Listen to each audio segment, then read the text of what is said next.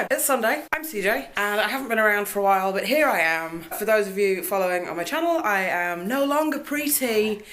I am on the testosterone. So far, the only thing that I really noticed is I'm completely incapable of crying, but as I like to cry a lot and have a lot of feelings, that's not necessarily the worst thing. So today, we're talking about online activism, which is something that I have a lot of thoughts and feelings about, because I grew up in a time where there wasn't a lot of online activism, certainly not that I was remotely aware of.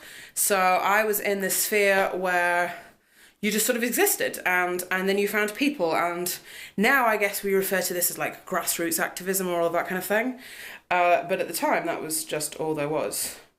And what's interesting, I've noticed in the difference, bearing in mind I would consider myself as having been an activist for 12, 13 years, something like that. For me, I think my understandings right now of activism is that we come under like sort of two kind of headings, and one is erasure. Erasure is not the same as oppression. And I think we have to be really careful, particularly as a community, when we use those words. The aspects of my personality that are erased, and there's a lot of them that get erased on a regular basis because the world that we live in is so binary. It is not the same as the threat of imminent violence that happens when I face active oppression, either sort of legal paperwork oppression right through to the threat of physical violence, which is something that, you know, a lot of people face. And so we have to be aware of this. And in no way, shape or form am I denigrating or dismissing the importance and the power that online activism can do, because I'm not an idiot. I think it's an amazing thing, and I think having spheres for people to talk in is so important. But we all have to kind of cop to our privilege, and I know I've made videos before where people have been very unhappy with me for suggesting that we have privilege, but I know I do, so maybe I'm just talking about myself. We become the people that would all stand in the same sort of room together. That's not the case with a lot of grassroots organising. Sometimes it is, but sometimes you find people have come up through wildly different, aggressively different backgrounds and social groups and privilege levels in a way that creates a more diverse group almost by necessity, because these are the people that are all standing together.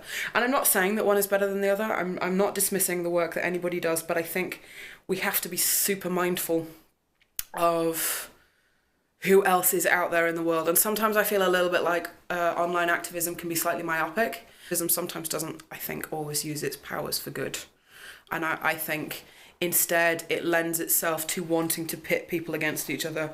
So I'm thinking about the way that we pit trans people against each other. This constant infighting that is fueled by people wanting to argue about words and terms. And I love academic discourse about words, and I love academic discourse about terms. I think they make the world go round. But in the place of activism, I think that can be actively harmful, and it's something that people need to be a little bit more aware of, because there has to be space in the world for all of us, and we have to make that space for all of us. And so I think from the point of view of someone who's still engaged in activism, particularly in the sort of academic realm, like I do feel very much like my job is to make a place not just for myself, but for anybody who may feel like they don't fit in a very narrow paradigm. And that's going to mean people that I don't agree with. And it's just how it goes. You know, a lot of people in the world, a lot of my best friends don't agree with me on everything.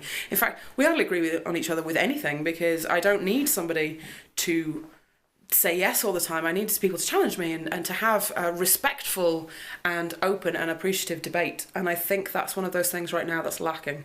And, you know, I think if we look at the political climate of the world right now, everything is so polarised that actual honest-to-God debate escalates so quickly into violence and name-calling and bullying and negative campaigns against people in a way that is horrifying and unnecessary. We don't need to do that. You can care a lot about something and still not wish death upon the person who disagrees with you.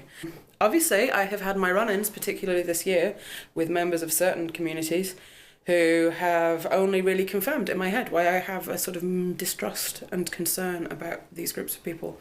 But also of groups of people in general, because I think we can fall into a mob mentality. But I think we have to stop using online as being this space for activism where we just say the things that we wouldn't say to someone in person. And we have to stop trying to push quite so hard to be super special snowflakes when the construction of terms is actively harmful or contributes to a very cisgendered heteronormative view of the world. And I have a big problem with that. You know, the fact that some labels are suggesting that LGB or Q people are exactly as the heteronormative world would tell themselves we are. And I have issues. And you don't win more arguments by breaking down the specifications of your personality if your arguments don't hold water. I think that's probably where I stand with it. So while I am all for online activism, particularly when it helps, you know, younger people, I think I see people on Tumblr and like 13 and 14 having super sophisticated discourses about gender and sexuality and the construction of the world and societal norms, and it blows my mind in the best way and gives me a genuine kind of hope in the world. And I read posts and the way that people phrase things, like my Tumblr is full of things that I've reposted that just really smart people have phrased stuff in a way where I'm like, oh my God, I never thought about it like that. And that sphere of activism, I think, is the absolute bomb diggity. It really is. It's beautiful.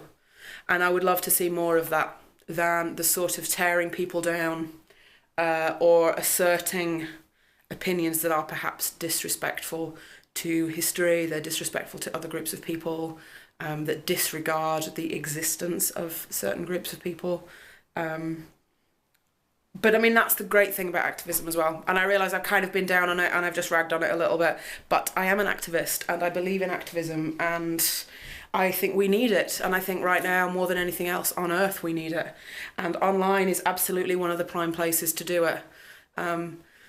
But we also need to just be kind and be mindful of each other, because you can be an activist in a lot of areas without having to be a bully. Don't let activism be the price that you pay for your humanity. You know, like my general rule for everything is just don't be a dick. And I feel like sometimes people, particularly online, forget that because you don't have to deal with like the facial expressions or the emotions of the person that you're talking to except via quite a flat medium. But just don't be a dick, and in so many ways keep doing what you're doing, because online activism is amazing and it does make a difference and it allows access in a way that I think a lot of other things don't. So yeah, that's it. Online activism, kind of yay, be careful. I'm super willing to have a debate or conversation about it. Tell me what you think down there. It's very good to see you all again, and I will talk to you next week. Okay, bye.